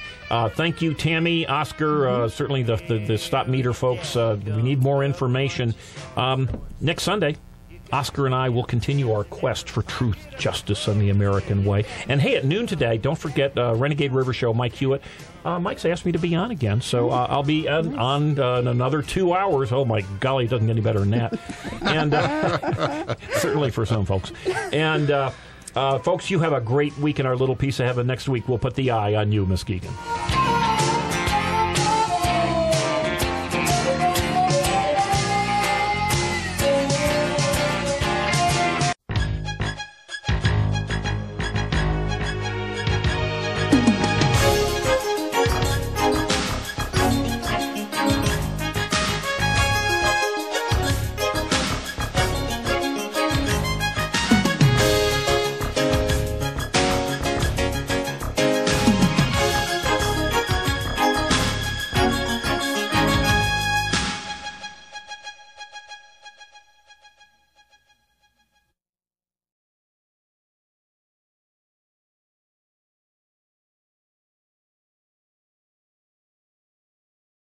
Classic Computer Sales and Service. They buy, sell, trade, repair, and upgrade. New custom-built computers, 3-year guarantee, excludes laptops. Or your computer tuned up with more memory, hard drive, or maybe a DVD burner installed for $49.95. Need cables, power supply, or get the computer built the way you want it? You can do it at Classic Computer in their new location, 1921 Apple Avenue, Suite B. Call 773-5957. Classic Computer with hometown quality service. $5,000 reward for information leading to the arrest and conviction of the suspect or suspects responsible for the death of Alvaro Lora. Alvaro was 72 years old, was found by his daughter on April 27th inside his home in Muskegon, brutally stabbed and beaten to death. And still the homicide remains a mystery. Please help Alvaro's family for justice. Anyone with information is urged to contact the Muskegon Heights Police Department at 231-733-8900 or Silent Observer at 72-CRIME. Make a run for the border. Taco Bell is waiting to cook for you. Delicious tacos, nachos, chalupas, gorditas, quesadillas, or try their famous grilled stuffed burrito for only $1.99. Make it a combo for only $3.49. Their large variety includes specialties, combos, supreme salads, and kids' meals. Taco Bell, the best fast food north of the border. So walk in or drive up. Visit all of the Taco Bells in West Michigan. Open Sunday through Thursday, 10 a.m. to 11 p.m. Taco Bell's open Fridays and Saturdays from 10 a.m. until 1 a.m.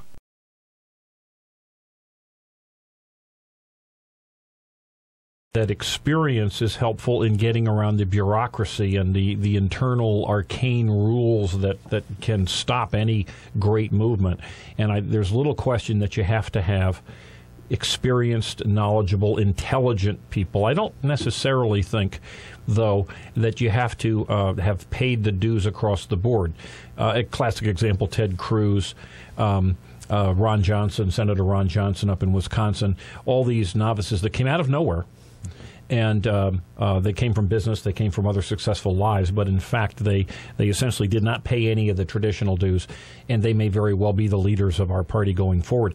And another classic example, I think certainly someone I know you do extremely disagree with, but President Obama, who essentially came out of nowhere and is now will finish up as a two-term president. I think he's kind of proving that experience is a really beneficial thing. Well, you may disagree with him, but certainly the people on the left do not. Certainly the people in the media think he's the greatest president ever, and certainly 60% of the elected of the folks who have been polled recently, 60% have a positive opinion of Obama. So I don't, you don't. Yep. But in terms of those who've been elected, there is a need, and I think this is maybe the ultimate problem that Republicans have is there is this belief nationally, and certainly I know that there are people, one of whom is sitting next to me in the studio, who believe that paying your dues and coming up through the traditional ways is by far and away not just the preferred way, but we must do our best to, and it demonizes the wrong term, but to make sure that those people who haven't come through the normal channels are marginalized. I disagree with that tremendously. Clearly here in Muskegon County, where we have not one single county-wide Republican elected. We have two county commissioners, but they are, in fact, the very definition of rhino, as they have not just voted a lot with the Democrats, they have voted with the Democrats 100% of the time on every one of the union contracts and about 99% of the time on every other spending item. But beyond that, we have no state rep. We do have a state senator, but of course that's not just Muskegon County. So it's pretty clear to anybody who's examined Muskegon County, and I know we speak to more than just the county here, but anyone who has looked at the success levels, and I've been a 25-plus year member of the Muskegon County Republican Party, how successful have we been in these last 25 years in bringing the message, and then that message ultimately being well enough articulated that Republicans are going to be elected to county-wide offices? We have been absolutely as unsuccessful as is possible. I think that's very true, but I hesitate a little bit as to the reasoning. I think some of these things you can put on a chart and watch the pendulum go back and forth fairly consistently over a long period of time. And one of the things I was saying early on is that I really caution people not to be reactionary with populist politics, meaning I guarantee you there was a point in the Muskegon history where that wasn't the case, and there will be a point again where what is not the case, because the pendulum seems to always go back and forth. But you mentioned Obama, and one of the things I agree with that Obama said, it was back in 2004, he was asked if he was ever going to run on a national, if he would be a candidate on the coming national ticket, and he said very candidly, no. I think that a person ought to have the experience and the ability to do the job before they apply for it. And he also said, and if I were going to do that, I'd have to, for all practical purposes, start right now. Well, history shows that that's probably exactly what he did do, and I'm not sure I know who convinced him that experience doesn't matter, but I think the folks in Benghazi would agree that experience does matter. But that's a separate topic. What concerns me, speaking of Democrats, is right now, while we have this infighting, regardless of what side you're coming down on, the Democrats are absolutely frothing at the mouth with excitement. And anybody that scans the blogosphere, hops from one progressive or socialist, whatever they want to refer to themselves, blog to a next, they are genuinely excited at the idea that we've got such vitriol attitude going on within the Republican Party. Mike, Democrats froth at the mouth at the drop of a snowflake. You got me, Jim. The fact that they froth is hardly news, and they do froth endlessly. I would hope, much can be made about primary battles. People seem to forget that Obama and Hillary Clinton had a very heated battle. As a matter of fact, one where the Obama camp even accused the Clintons of being racist. And needless to say, after that battle was over, the groups got together and worked together. I suspect, as a matter of fact, I can almost guarantee that will be the case in Michigan after this election, unless the powers that control the Michigan State Party do what they did 2 years ago, where they made last-minute changes that took away, in the rules, that took away the options that were previously available up until that moment. They changed those rules during the party convention. If they do it in a fair manner, I think you will see a coming together. I think I hope you're right, but I will say to the folks that were put out by that, first off, I am on their side on that topic. But the nature of the bylaws and how elections work within the political party, those folks that made those decisions would have been out by attrition anyways. So I don't know that tearing the party apart in an effort to get rid of people that'd be gone is a wise thing. But, Jim, we're going to slip to a break, and, folks, we'll be right back on this hot topic.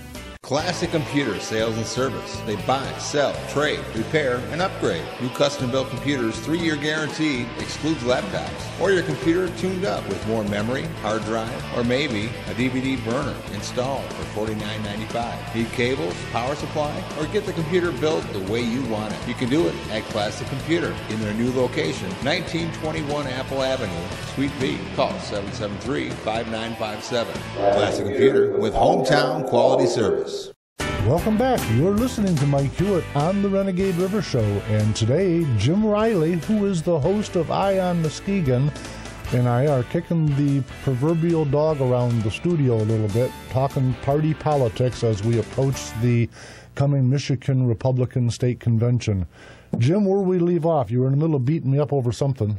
I think just before break you agreed 100% with everything I had said or was going to say going forward. So Oscar, I suppose a round of applause. Check his water, Oscar. Something's wrong with him. Hey, you know, actually, as not surprisingly, I don't recall what we were talking about before the break, but something did occur to me during the break, and that was one of the keys, and you used President Obama as an example. One of the things that President Obama did prove that he had the talent for, and it was critically important in him becoming president, was that he had the ability to win elections. And he won a statewide senatorial election, and then he also subsequently was elected to the U.S. Senate. So he had that talent, and frankly, for a politician, that's in many cases that's all that's necessary, certainly in some political parties and some political groups.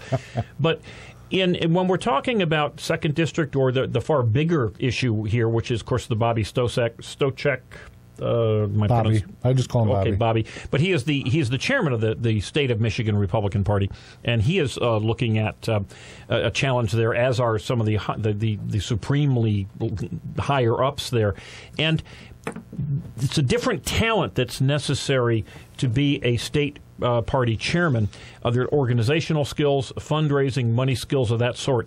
And as much as I'm not thrilled with what I've seen happen in the state of Michigan over these last 2 years, certainly the support that Pete Hoekstra was able to get and some of the other national politicians, and frankly, I think that I think that they allowed our governorship to be hijacked by the current governor, Snyder, by having an open primary when the Democrats did not have an open primary. I disagree with that. Nonetheless, we cannot just elect a good person who's got a good ability to speak unless we know that they have those organizational skills. And I'm not so sure, and I'm not saying I'm against it, but I'm not so sure that it's been proven that the challengers to the current party management, if you will, have those skills.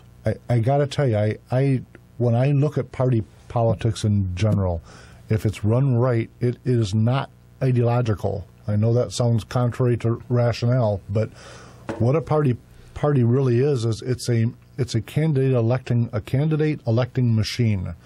And I think what a lot of folks don't realize, and I can tell you having been a candidate, because the electorate truly is not paying a lot of attention, it takes a lot of money to get a candidate's name out, much less a message. Yes. You know, the folks that are on the inside and we're the ones doing literature drops and all that, it's a little bit frustrating for us because we're thinking, how superficial of you.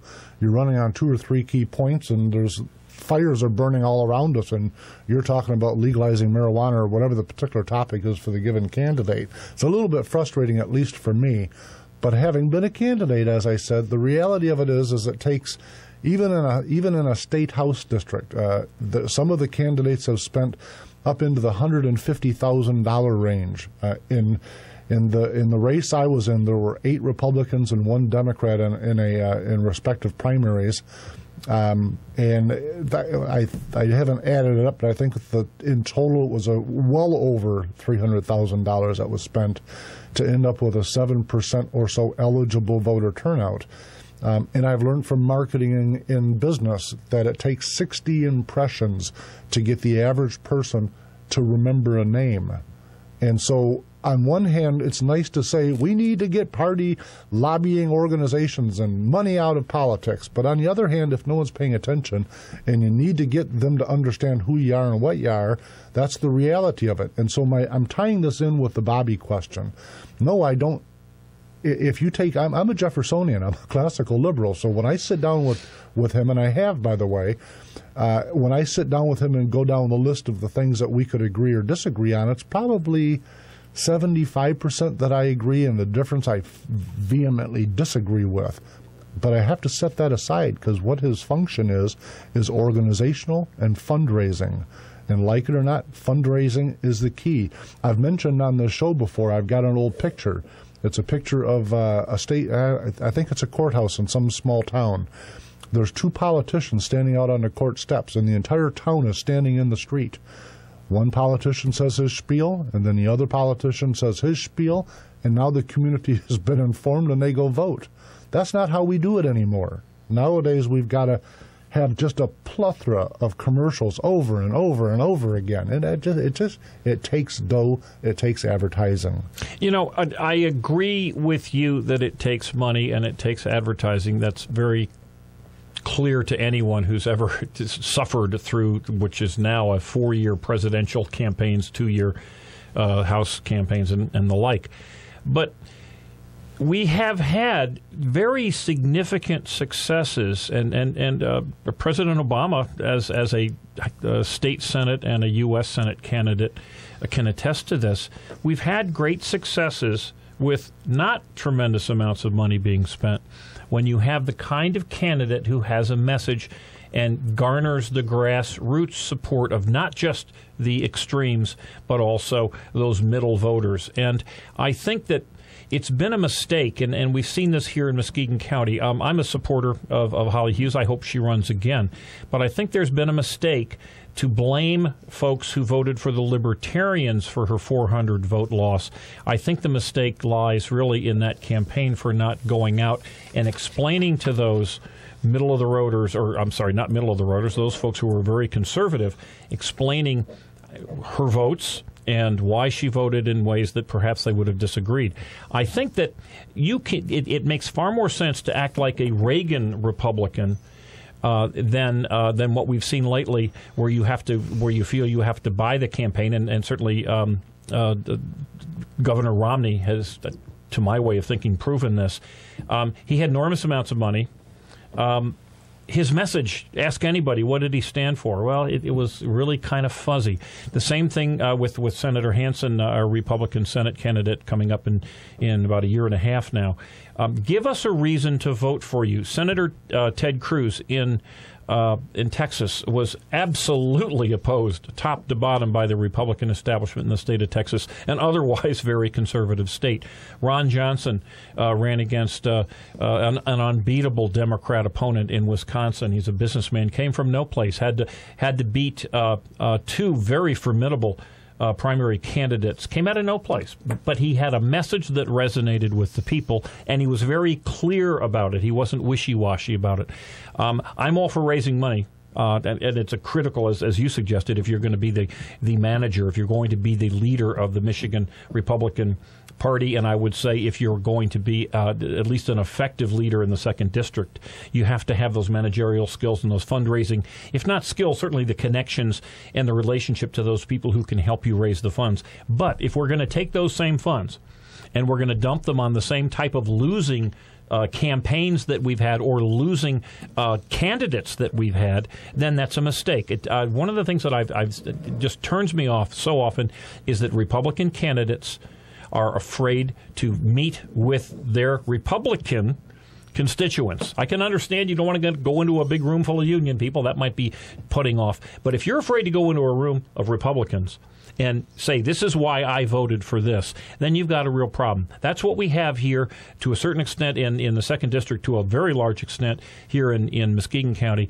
And I give the second most conservative Republican congressman that we have in the state of Michigan, and that is Bill Huizenga. I give him enormous amounts of credit.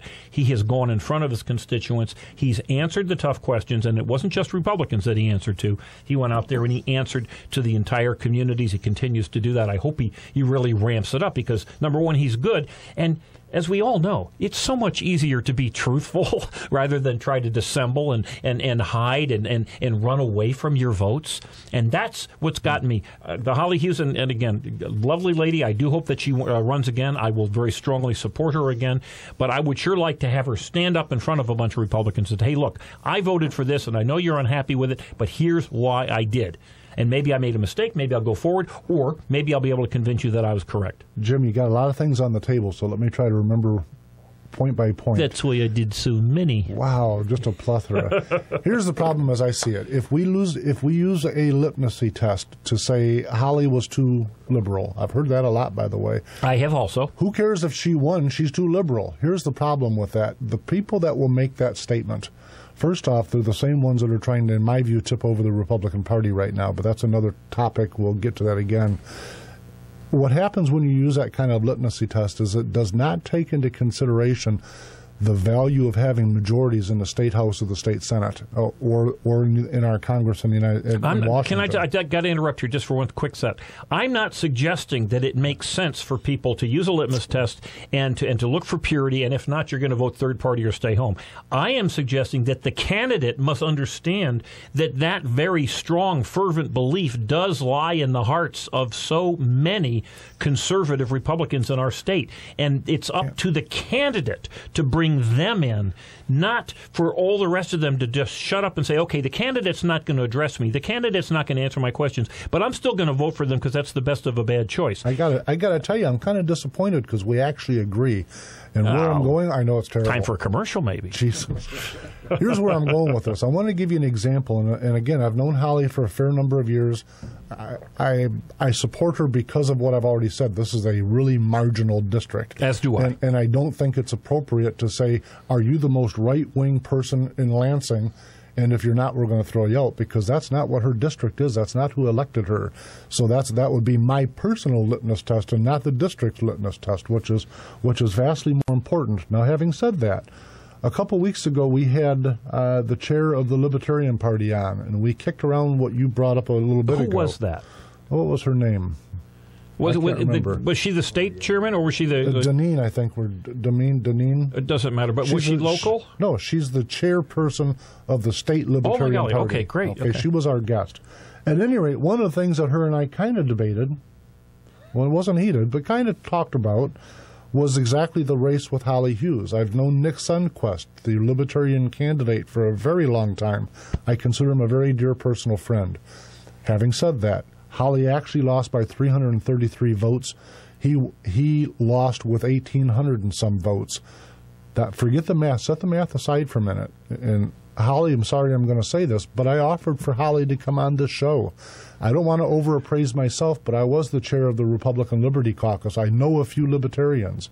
She lost by 333 votes and told me no about coming on the show. Now, the comparison to that is Bill Huizenga has been a guest on the show and likely will be again, knowing that my audience does not necessarily equivalent to his constituency in total. But he's, to your point, he's brave enough, he's enough of frankly a good politician to know that he needs to answer to everybody, and that's what he comes on the show for. So I'm saying I think Holly lost that race. The other candidate didn't win. Well, I agree, and I wouldn't just, we were talking Holly because she was, as you say, she was in a tight race. I do believe, it's a lot harder to go face people who are unhappy with you, but if in fact you made a vote or you did something, whatever it may have been, that you are proud of, then it ought to be easy. And we can disagree. We can say, hey, I voted for this because I believe it's good, and you think it was a bad deal. Fine, we can agree to disagree. The Democrats, the mindset of the person who's a hardcore Democrat voter, a really hardcore liberal, if you will, they think differently than the way we think. And expediency is a little more accepted on the left than it is on the right. But I would say this. The Heritage Foundation, and I put this just prominently either this morning or yesterday on my blog, MuskegonPundit.com, they listed all, and there's throughout the entire country, but throughout the state of Michigan, they listed all of the state congressmen and listed them in terms of relative conservativeness, Justin Amash being number one and Bill Huizenga being number two. Same thing that the Mackinac Center did for the state representatives and the state senators. Now, as a political junkie as I am, I can't keep up with the important votes as to who voted for what and what did this vote really mean. But it's nice to have very respected organizations like the Heritage Foundation and the Mackinac Center. And Holly Hughes was the most liberal Republican elected state representative for the last 2 years. Now, that still made her, even though she was the most liberal, she was really not all that different than most of the other representatives. But she got a reputation for being a rhino. She got a reputation for not being a dependable, pure Republican. Now, I believe it was the wrong reputation. I believe that most of the people who are running around saying that had never seen the breakout on the Mackinac Center, because every single Democrat was not just below her, but way, way below her.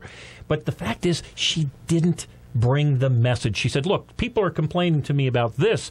Let me explain. She did not do that. She, as you just said, she didn't go to your show. She didn't go to my show. She did not go in front of the people, the Tea Party people, and actually she did visit the Tea Party once, and she was quite good, by the way. But she didn't do it enough. She didn't go in front and present the true facts. She allowed, just as is what so bothers me about Republicans, when the Democrats or your opponents start lying about you, and they consistently repeat that lie, and they consistently find new media to repeat that lie, if you as a person or a party do not refute that lie, people are going to start to think, well, geez, maybe that person, maybe he did steal that money from Myers, Thrifty Acres, maybe he did this, because I keep hearing it, and they're not refuting it. And that's a mistake, and that's how you lose elections. I think you're exactly right. And let me make the contrast for a minute, and then we're going to go to break here in about, 45 seconds or so? Let me give the contrast to that. Barb Vanderveen, when I really got involved in Western Michigan politics, it was back in 2003. It seemed like everywhere I went, she was there. And she's running for 2nd District Chairman. She's running for 2nd District Chair right now. She's the liaison from Ruth Johnson's Secretary of State's office. She's been a state representative, but set those titles aside. When I went to Jack Hagendike's Senator Wright meeting in 2004, she was sitting there. When I went to the big brouhaha meeting that Saul Anusas put together, trying to bring better communication to the party in 2005 over in Jenison, she was sitting there. Everywhere I went. And by the way, when I was challenging her, you can imagine that irked me a little bit. We're going to slide to a break, but when we come back, I want to talk about that a little bit, because I think you're onto something in terms of politicians and people who are active staying out and answering questions and being responsible to the electorate. So we'll be back shortly. Classic Computer Sales and Service. They buy, sell, trade, repair, and upgrade. New custom-built computers, 3-year guaranteed, excludes laptops. Or your computer tuned up with more memory, hard drive, or maybe a DVD burner installed for $49.95. Need cables, power supply, or get the computer built the way you want it? You can do it at Classic Computer in their new location, 1921 Apple Avenue, Suite B. Call 773-5957. Classic Computer with hometown quality service. Welcome back. You're listening to Mike Hewitt on the Renegade River Show. And yes, we are in the studio with Jim Riley from Ion Muskegon. Wow, is he on fire today. Hey, anyways, you lit the fuse, dude. We're talking party politics. And when we left off, I was touching on the Barb Vanderveen thing. And what's important is I'm using her as an example of what I think is important, and that's involvement. If you're going to step out and take these titles on and become responsible to say, yes, I am going to do everything on that list of things, that I think it's important to have the experience, which is what we were talking about earlier. And everywhere I've ever been politically in West Michigan, Barb's there, or she just left, or she's getting there.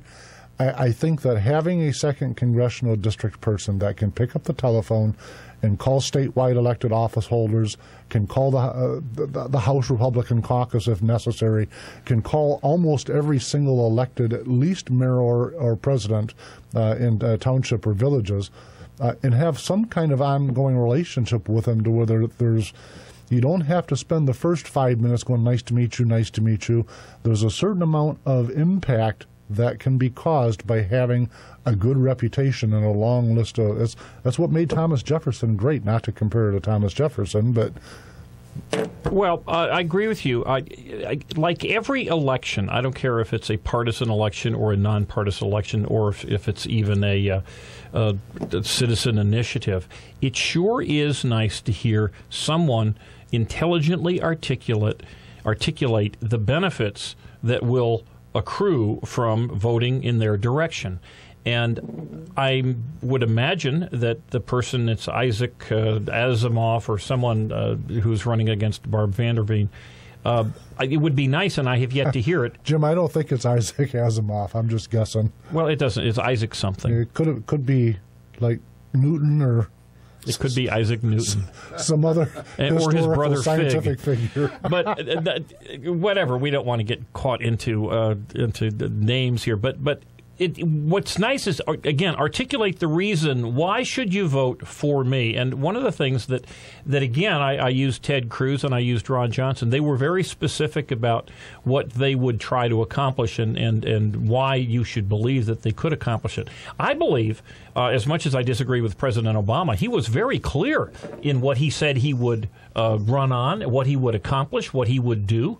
And unfortunately, Governor Romney essentially, well, I would do something different. I mean, there was no clarity that I was able to discern as a political junkie. When we have situations here that are even less covered, by the media, where you have a second district or even state party elections, it just, again, seems to me that those people who can articulate the reason that you should vote for them, assuming you agree with that reason, that's how they earn the vote. I'm quite confused at this point. I do know, and you've educated me quite a bit here just sitting next to you, that Barb Vanderveen does have a lot of experience, a lot of skills, a lot of connections. Seems to me that she would be a good choice. Maybe we ought to be looking at some of the others out there who are running statewide or otherwise and have them get in contact. But as I get lots of their emails and I go to their websites, I don't really see anything other than, I'm a good guy and, the same yada yada that we so dismiss. The postcard you get 2 days before the election of the very attractive candidate for election, his or her spouse, the pretty children, this gorgeous dog, and this phenomenally green lawn. It's the same postcard that we all get multiple times. It doesn't really give us a real reason why to vote for them. That must be why I lost. I didn't have the gorgeous dog. I had a parrot. I think that was it. Parrots are bad. Yeah, you needed a greener lawn to offset the parrot. Listen, it's important for me, though, is just in terms of names. I want to, because it's one thing just to have a little bit of fun, but the fellow's name that's in the chair race, and listen, I salute him for doing that. I want to make sure that it's understood that I'm not assaulting or being disparaging of this person at all, or any of these people I wanted to bring forward. Ivan Asenov, I think. Assenov is the spelling of his name. I've never met him, so I've got nothing bad to say about him.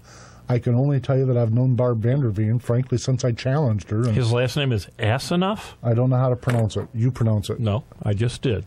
A-S-S. Oscar, how do you pronounce it? I would say that it wouldn't be the S. I would think you would... Asenov.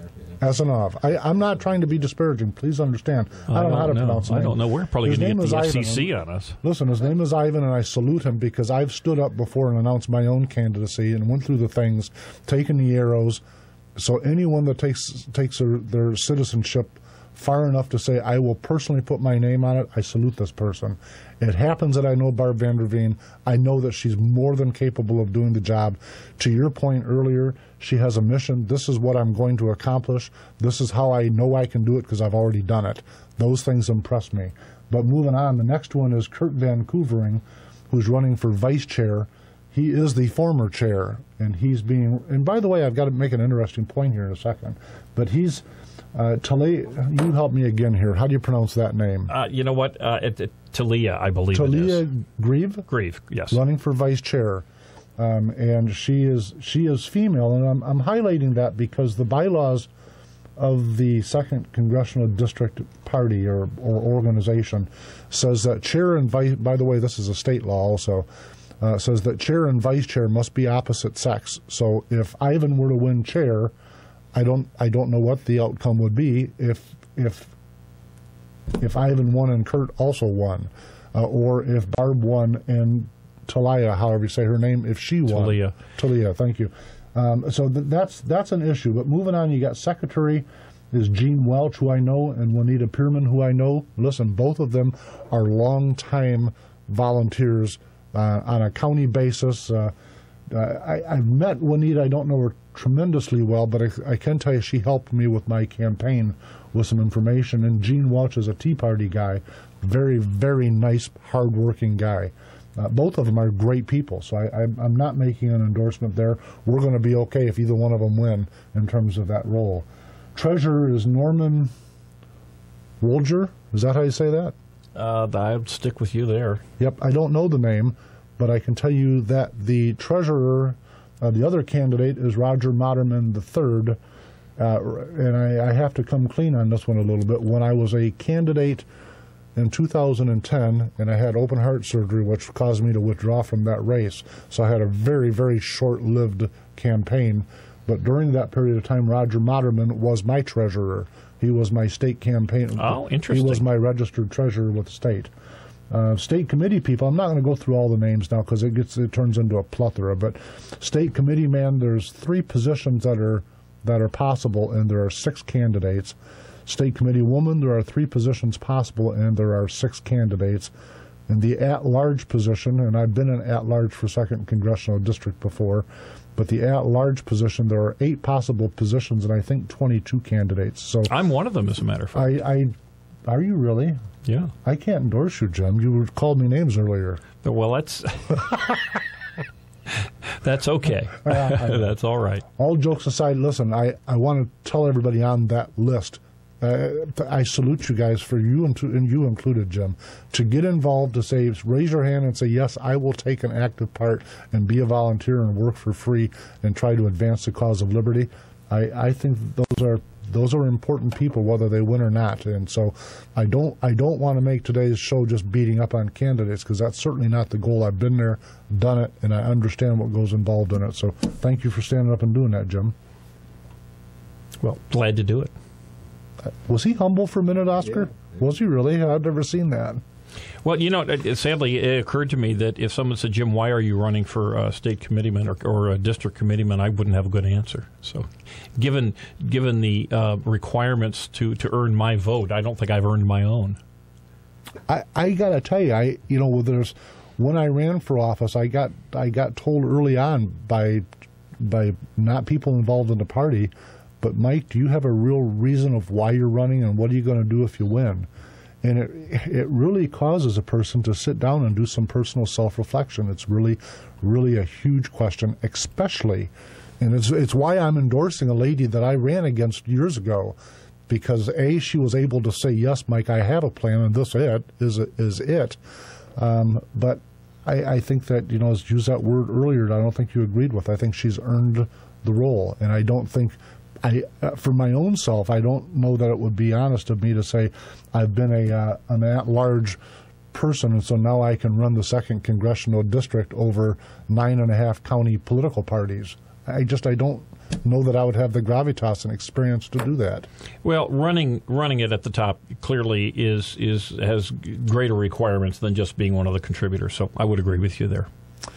So tell me this, how did your show go? We got just a minute more. Let's talk about Ion Muskegon for our final minute. Well, I would just say the show is going to be on the ionmuskegon.com website if you want to listen to it. But far more important than that is that we talked about the smart meters. Very interesting conversation with an expert who phoned in, and my co-host Tammy Derwin. But there will be a smart meter meeting at Muskegon Community College this coming Thursday, 7 o'clock in the Blue and Gold Room. It is open to the public. It is free. 2 experts from the east part of the state are coming in. They've got all sorts of information. This is a big issue. Whether you are for it or against it, it certainly makes sense to know something about it before you make that decision. Very nice. This Thursday. Very, very nice. And for the Renegade River Show, we're on Facebook. Like us there. And the Renegade River Store, who is our sponsor, also is on Facebook. Like us there. I bought a gun from you guys last week. It's a great place to buy a gun. That was Honey Bunch. Thank you very much, Honey Bunch. Everyone, thanks for listening. See you next Sunday. The views expressed during this program are not necessarily the views of the station, its staff, or management. Equal time will be given to people with opposing views.